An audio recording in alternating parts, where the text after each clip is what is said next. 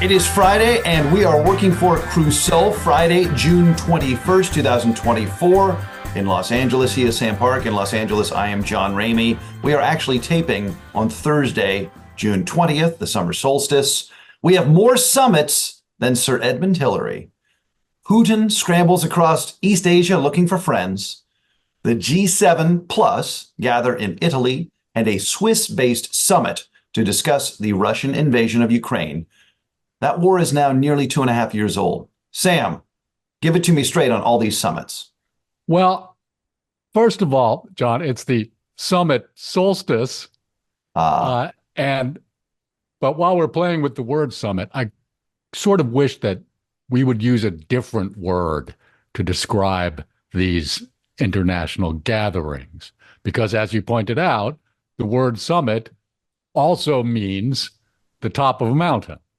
And so even if you're just using it to describe an international conference, it carries the connotation of some sort of momentous achievement, which really isn't what's happening at most of these gatherings. Once in a while, there will be an international conference that yields, very consequential results, but not these. And I think to a certain extent, we've sort of been spoiled by covering elections all year long, some of which are very consequential. So when you're looking at these confabs, it's sort of like ho-hum. But I think we're just going to have to get ourselves used to the idea of calling them summits, because that's just seems to be the word that everybody wants to use. It also, or just to amplify your point, like, more often than not, these aren't consequential. It's just gatherings of leaders with it's well-catered brunch, right? Yeah, and there's an enormous element of public posturing, sure, right? And look, communication is good. It's preferable to war. Oh, absolutely. I'm not saying these things shouldn't happen.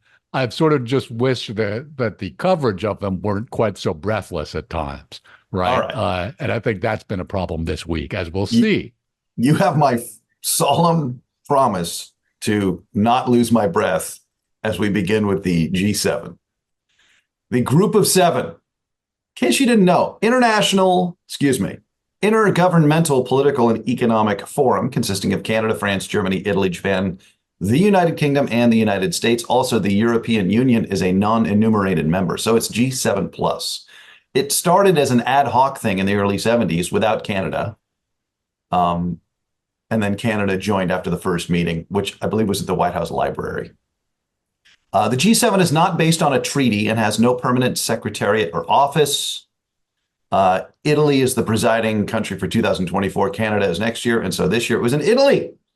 So the G7 got together in Italy. They talked about the war in Ukraine. They talked about the conflict in the Middle East, Gaza. The Pope Francis, became the first pontiff to attend a G7. It was convenient for him after all. Right, it's in Italy, right? Yeah. Short commute.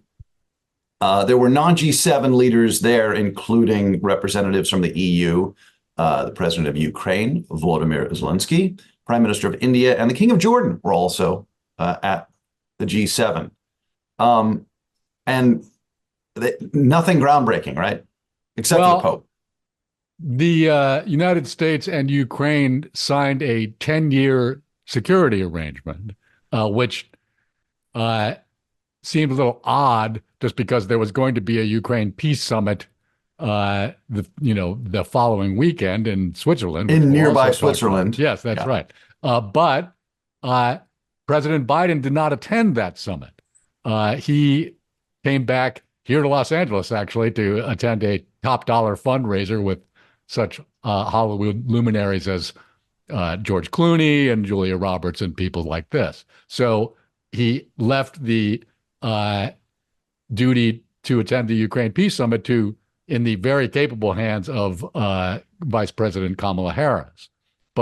So that was one of the highlights of the G7, was this security arrangement. Now, of course, President Biden knows full well that this arrangement might not be worth the paper it's printed on if he loses the election to Donald Trump this fall. But he's at least attempting to sort of Trump-proof the security arrangements between the United States and Ukraine. And that's a worthwhile endeavor, even if it, could be almost entirely worthless.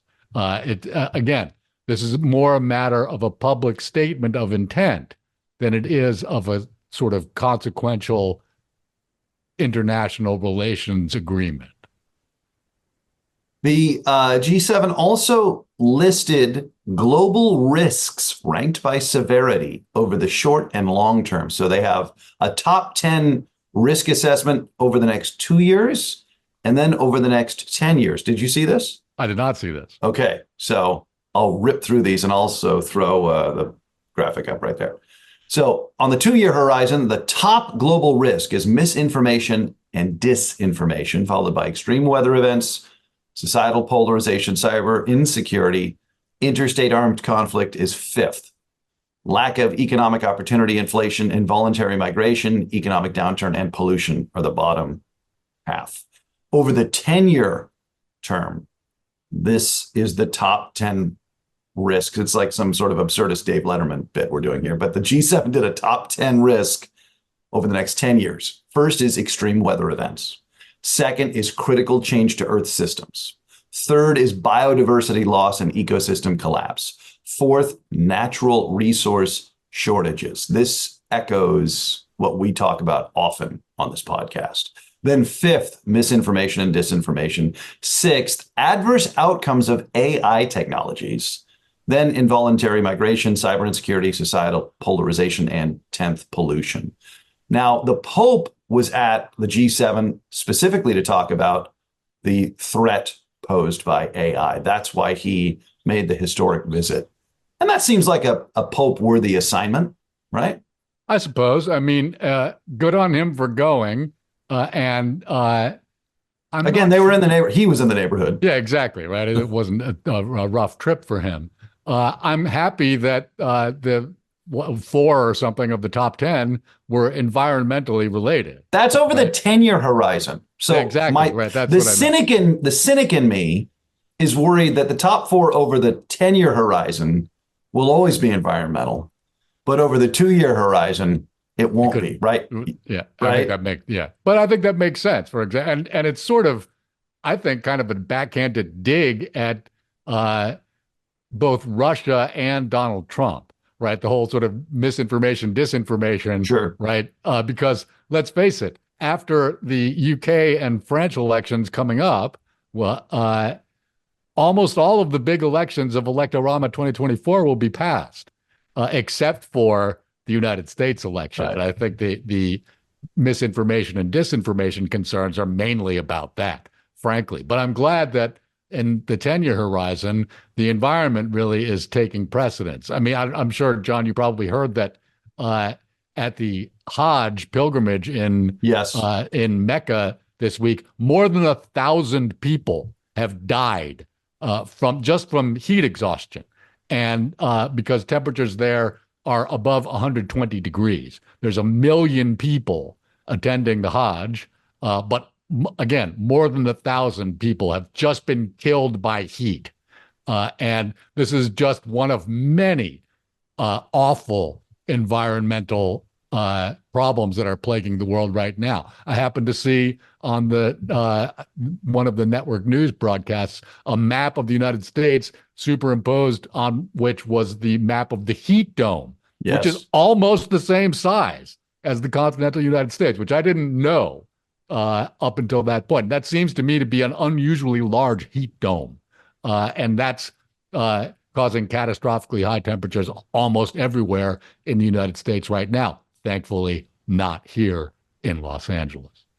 And if you want to freak yourself out, Google up ocean temperatures 2024. Yeah, awful. Yeah. Just awful.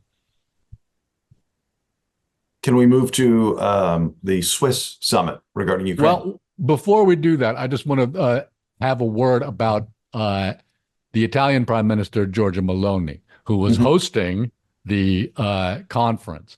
And her party did very well in the European parliamentary elections a couple of weeks ago. And is that Brothers for Italy? Brothers of Italy. Yes. Of Italy. Yes. That Uh, Awkwardly for her, she's can't be a brother of Right. anybody. But She's a lady prime minister. that's right. But she is very conservative, right? Very right wing. But as we've mentioned, she's in the sort of near far right European parliamentary bloc of the European conservatives and reformists, as opposed to the further right identity and democracy. But in the sort of ending statement of purpose that is issued at the conclusion of every G7 summit, there was no language included guaranteeing a woman's right to an abortion, for instance, right, which all the other leaders wanted to include, but she insisted that it not be included. And so this is just now, this doesn't make a big difference, right? These policies are decided at the level of national governments, right? The G7 has no legislative authority whatsoever. But just this is just a sort of a symptom of the rise of the far right in Europe. And it just shows that elections can have even small consequences on the intergovernmental level. To Bergenstock, Switzerland.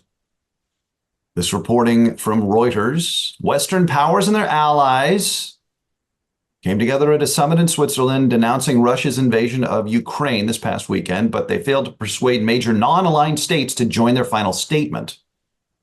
And no country came forward to host a sequel. Over 90 countries attended the two-day talks at the behest of Ukrainian President Volodymyr Zelensky, billed as a peace summit, even though Moscow, the Russians, were not invited. Now, I thought this was interesting. Again, reporting from Reuters. The final declaration of the summit called for Ukraine's control over the Zaporizhia nuclear power plant and Ukraine's Azov seaports to be restored. But, and this is not Reuters, this is me riffing now. Basically, that's it. It wasn't really particularly ambitious. They kept it kind of milquetoast so that they might entice non-aligned states to join this agreement. But it didn't work. No. And I mean, these are not piddling states either, but countries like Mexico, India, Indonesia, Brazil, Thailand, Saudi Arabia, South Africa. These people couldn't even assent to, again, as you say, these rather small demands made by Ukraine. Now, the overwhelming majority of attendees did sign on to this. But again, it just sort of highlights the contest for influence. I'm sure you can't help but notice that all of these countries we just named are in or at least adjacent to what we call BRICS. The Global South. Oh, the Global South, yeah. Well, yeah, and the BRICS grouping at least purports to speak for the Global South. Right. And so, by the way, the BRICS grouping is going to get a new member. Malaysia has begun the accession process, and so they'll get a little bit bigger. But why isn't the Global South worried about territorial sovereignty? Is that because they don't think the West has ever been worried about their territorial sovereignty? It might have something to do with it, but I think it's more of a sort of realpolitik stance, right? Well, we just don't want to alienate China, or we don't know who's going to win, right? I mean, if there's a global struggle between large geopolitical blocs, let's face it, John. Here in the West, things aren't looking so great right now. It's not like they're fantastic in the authoritarian bloc either. But this is an actual contest that's being held. And people don't want to get on the wrong side of either side. And why should they? Right? The fact is, if you're India, you're going to be living next door to China forever. Right? You can't really afford to screw around with them. Yeah, but wouldn't you like to be allied with people that don't want China to expand? Okay, but as far as anyone can tell, China only really wants to expand into Taiwan. Right now, I don't want that to happen, but that's not, it's not on the same level as Ukraine, for example. For instance, everybody in Europe will tell you Ukraine won't be the end of it. All right. Nobody Right. says that about And Taiwan. what we think Taiwan would be the end of China expansionism? Where would you think they would go? I just, I mean, they already have a sticks and stones war with India, right? Yes, but that's not, I mean, trying to invade India would be just a monumental I folly. don't know, Japan, Again, Southeast right? Asia. It's the question of anybody who's expansionist could be as expansionist as they want to be. The point I'm making is that everybody in Eastern Europe will tell you that they fear that they're next, right? Sure. I haven't heard a lot of people in East Asia say the same thing about enough. China. Okay. And there's no reason to think that they should believe that. Right. Russia has, and, including their history as the Soviet Union, they have a long track record. Right. And let's face it, if Trump wins, then allying with the West is silly because all the muscle's gone. Yeah, but China has no such history going back hundreds of years. Right. But they've never been in this position. That's right. Well, actually, a very, very long time ago they did. But again, they have made explicit territorial claims upon Taiwan, but nowhere else. Right. Right. I guess she doesn't talk like Putin about wanting to be the Chinese equivalent of what Peter the Great or having an empire. Not remotely. Yeah. They speak in general about just multipolarity, right? Sorry, I just saw Oppenheimer last night, and I'm just like, oh my God, we're gonna have to do this over again. Well, okay, but again, just because China and Russia have what they call a friendship without limits, doesn't mean an all-weather friendship. Right, doesn't mean they're the same. Right, which we'll examine further on in this episode. Right. And I shouldn't be too catastrophic. So anyway, nobody unaligned really signed on to the milquetoast's final declaration of the Ukraine summit. It is a pity. In Switzerland. Shall we talk about Vlad gallivanting across East Asia looking for friends? Yes, please. Okay, Dateline Seoul, South Korea, Associated Press reporting. South Korea says today, Thursday, June 20th, it would consider sending arms to Ukraine. A major policy change suggested after Russia and North Korea rattled the region and beyond by signing a pact to come to each other's defense in the event of war, a mutual defensive aid pact between Russia and North Korea, as Putin, with some kind of hilarious photographs with him standing next to the North Korean leader, Kim Jong Un. Yeah. Who again is just kind of cartoonish in visage and how he comes across, but these are very dangerous men. Yes. So this is already the first domino. The story today, Thursday, is not North Korea and Russia have a defensive alliance and a mutual, arms pact. It's South Korea is now we're going to help Ukraine win because that would be bad for Russia, which would be bad for North Korea. That's right. And dominoes have fallen. No, they haven't. All right. And that's what this gets back to my original point about what these. Sorry, am I being breathless? Yes. All right. Okay. This gets back to my original point about what these summits actually are. All right. For instance, there's a so-called pact right now between Russia and North Korea. I happened to be watching the PBS News Hour last night, which is now 2 words, news and hour. But they had an interview with a fellow named Robert Gallucci, who teaches at Georgetown, but is a veteran of the State Department and helped negotiate the 1994 agreement under which North Korea agreed to suspend their nuclear program in return for international aid. And Gallucci said, this is important and it is bad, but we can't tell that it actually means anything different is going to happen from what's already been happening. The fact is, and this is me talking now, we know that North Korea has been supplying Russia with train loads of old-time artillery shells that they've been using in Ukraine. This has been happening almost since the war began. Right. Can they make more of them? Maybe, right? Perhaps Russia will provide North Korea with additional help with things like spy satellites, right? For instance, the North Korean spy satellite failed to launch last month, I think it was, right? This is sort of embarrassing for North Korea. Perhaps they'll help North Korea with their nuclear weapons program. After all, Russia produces quite a lot of uranium, and we know that that's something that the North Koreans would like to have. But I don't think that this is really that big a change. For example, back in March, Russia vetoed in the United Nations Security Council a resolution that would sustain and that is continue the UN monitoring of North Korean sanctions compliance, or lack thereof in this case. So now we can't really tell, or that is, the UN can't tell to what extent North Korea is violating their sanctions. But it's not like we didn't know they were violating them, right? It's not like we don't suspect that they're going to continue to violate them. It's just that Russia at that point was explicitly came to their aid in doing so. But they were helping them do it already. And it's only now that they have an official pact, right, that really just makes official things that were happening to begin with.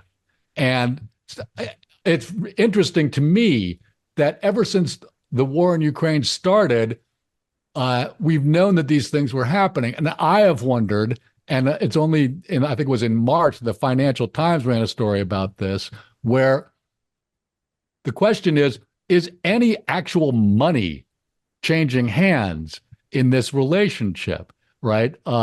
You think it's barter, like grain for shells? I think it very well might be. We can't really tell. But North Korea is starving and has been for decades. That's right. And the point is that international financial transfers are something that both of these countries are having some problems doing, right? And so at that point, it just seems like an unnecessary complication, right? Putin might as well just say, look, keep the shells coming our way, and we'll keep the food and energy coming your way. And okay, here and there, if you need some hard cash, we'll come up with something for you, right? But failing that, why bother, right? And so another thing about this that I think merits special attention is the food aid, as you say, right? It's very important that North Korea receive that aid just to keep people fed. But the food aid is also a vital raw material in the supply chain for North Korea's arsenal of poop balloons that they've been sending over the DMZ Good point. into South Korea. Right? And essential. Because, yeah. Whether you're a person or a farm animal, if you don't eat, you don't poop. In this sense, Kim might have even extra reason to be grateful to Vladimir Putin. But well played. All kidding aside, this is mainly just about international posturing, right? Nobody goes to visit North Korea, but suddenly Kim gets to welcome a United Nations Permanent Security Council member to his country, right? That's a big deal for him. He gave him another limousine, Putin did. Yeah, great. I'm like, he needs two. But guess who gave him the first one? Yeah, Putin gave him that one also. Yeah. Putin also can't travel to any country he wants to. If that country is a signatory to the International Criminal Court, he risks being arrested. Right. So there's not a lot of places he can go. And so this helps him. I think to some extent, he sees Xi Jinping meeting with Biden last November, which wasn't all that long ago, actually. And not just that, but China and the United States having bilateral meetings all the time. And then he sees the G summit and this peace summit in Ukraine. To some degree, I really think it is just him saying, oh, well, I can have a summit too. We're not isolated. We're not international pariahs. I'm going to go to North Korea. Pyongyang. Right? And so, love it. And so he gets this image of two famous scary guys, having a meeting. And if you're a Western diplomat or a government official, you can't say, this is no big deal. you have to come out and say, this is very nuclear powers. But that doesn't mean that it's actually this enormous thing that we should all be scared of more than we were scared yesterday. Okay. Or last week. That's fine. Point taken. How do you think China feels about this? Oh, that's an excellent question. And to try and answer it. Because I would say just China compared to Russia and North Korea is way more stable, way more rational acting, frankly, maybe even significantly less autocratic. And they want to be seen to be filling all those categories. Yeah. So to try and answer this and they're right in the middle of that. To try and answer this question, I've consulted, as I often do, the Global Times, the English language Communist Party of China news website, just to see what the party line was that they were trying to broadcast to the English-speaking world, which is many countries, not just in the West, by the way. And the meeting with North Korea was featured on the Global Times website, not below the fold, but below the second fold. Well, there you go. And so they were sort of nothing to see here, folks. Move along. The meeting between Putin that Putin had in Vietnam today was not mentioned at all. Interesting. Yes, I thought so too. Yesterday, also a Chinese Foreign Ministry spokesman named Lin Jian appeared before reporters and was seen to be reading on purpose a very carefully worded statement about the meeting in Pyongyang. And he said, these are friendly neighboring countries who are coming to bilateral agreements. Now, John, what's the most important word in that sentence? It's bilateral. Okay. Okay. In other words, as in we're not part of it. We're not in this. Right. Okay.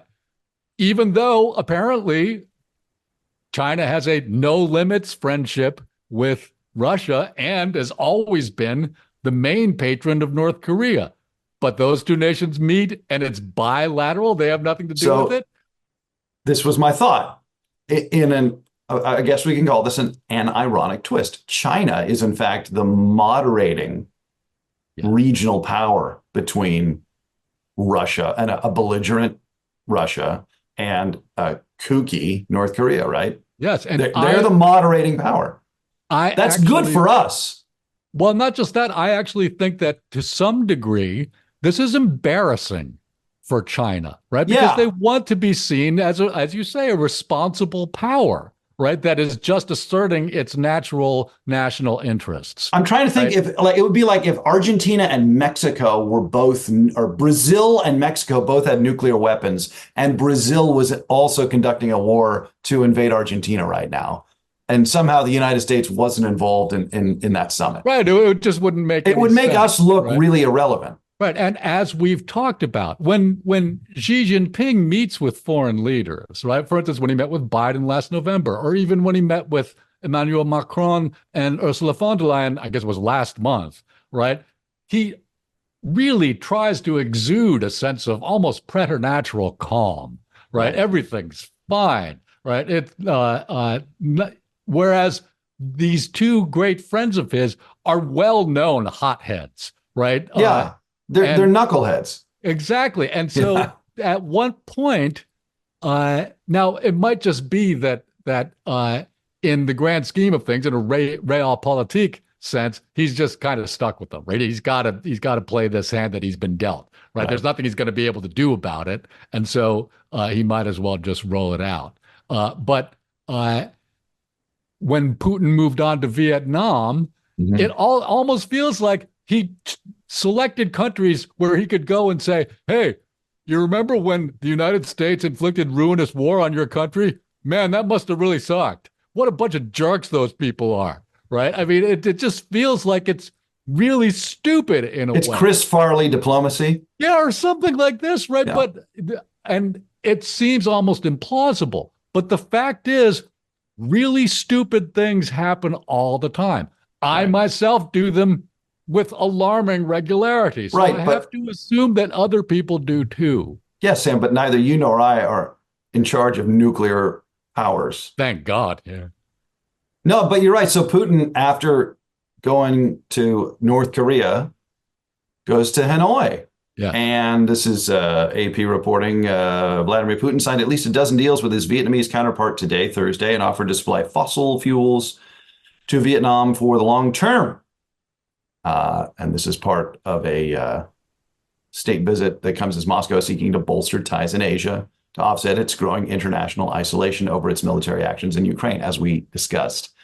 Putin and President To Lam agreed to further cooperate in education, science and technology, oil and gas exploration, clean energy, and health.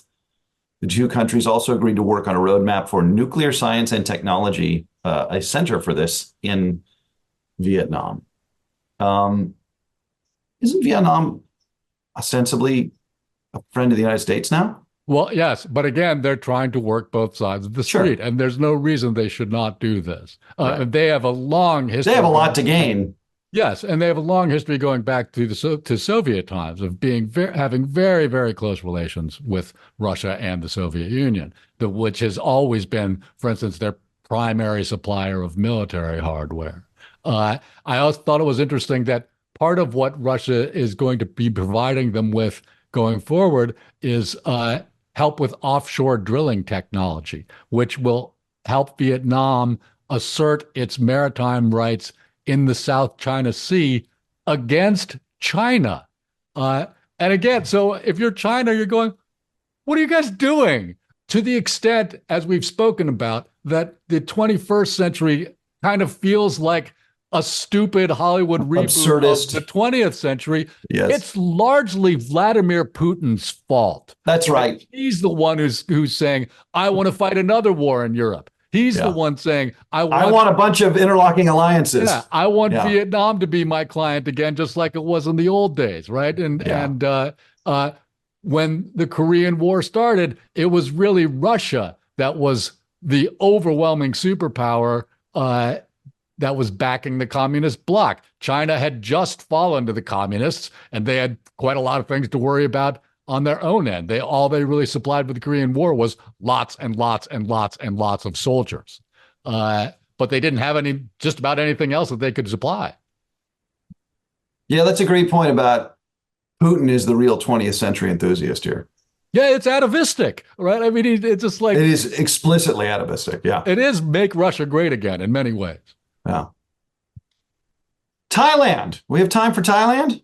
Yes, I think we should give a shout out to Thailand just because they legalized gay marriage this week. And they're the first country in Southeast Asia to do so, as well as only the third country in all of Asia to take this step. The first two being Taiwan and Nepal. So you can't get gay married in China? No. Just to drive that home. So CNN reporting Thailand will become the first nation in Southeast Asia to legalize same-sex marriage after the kingdom's Senate approved a marriage equality bill this past Tuesday. The Senate voted overwhelmingly in favor to pass the bill. The bill still must be, this is great, endorsed by the king. This process is considered a formality, and the law then takes effect 120 days after it is published in the, get ready, Royal Gazette of Thailand. So yes, and again, in the West, we don't take them for granted, but there's more of a consensus about the civil rights of gay folks to get married. Yes, and this is also another component in the struggle for influence among the nations of the global South.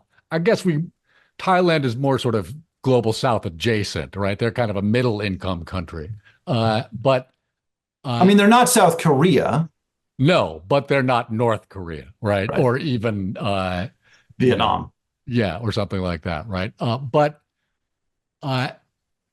it's sad, but among many developing nations, gay rights are anathema in some places and at least not very well advanced in others. And this is one of the points that Vladimir Putin often makes, right? Because he's traditional family values, Vlad. Virulently anti-gay. And in some senses, he does say to these other countries, homosexuality is a Western plot. Right. It's Western decadence. Yes, that they're using to undermine our traditional values, and you should be wanting to stand with us against this peril. Just awful, right? This is. I mean, that's kind of the deal in Hungary, for example. In many, many places, and it's something that we're going to need to keep an eye on. I really think that in many ways, on a global scale, gay rights are an important human rights issue. Yeah, I guess because, well, I hesitate to say this because in my mind, this is something we decided 20 years ago in the United States, and it felt far too late at that time. Mm. But of course, given the state of the Supreme Court, given the state of domestic politics, that's not a decided question in this country. And so why should it be anywhere else? Exactly. But it is, yeah. It's an excellent point. Yeah.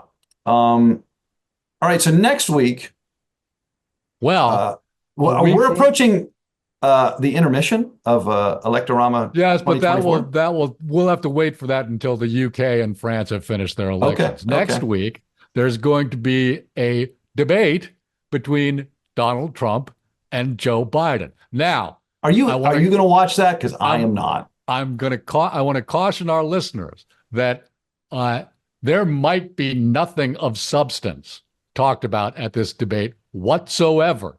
However, it's possible that some of the topics and discussions will touch on foreign policy and economics. It would be surprising if they did not. And so if that happens, we will need to talk about it. Okay. But at some point, for example, they're going to talk about immigration, and we're going to need to talk about that too. So I think that's something that we can probably almost certainly guarantee that we'll discuss in next week's episode. Yeah, but there will probably be other economic topics brought up at the debate. For instance, tariffs, right? And that's something that we would want to talk about regardless. Or as we should start referring to them, a regressive sales tax. Yes, that's right. Yeah. Sorry, messaging about that is starting to drive me crazy. That's another podcast. And that's the end of this one. So for Sam Park, I'm John Ramey. Thanks for being with us. We will talk to you next Friday. Have yourselves a great weekend. Thanks, folks.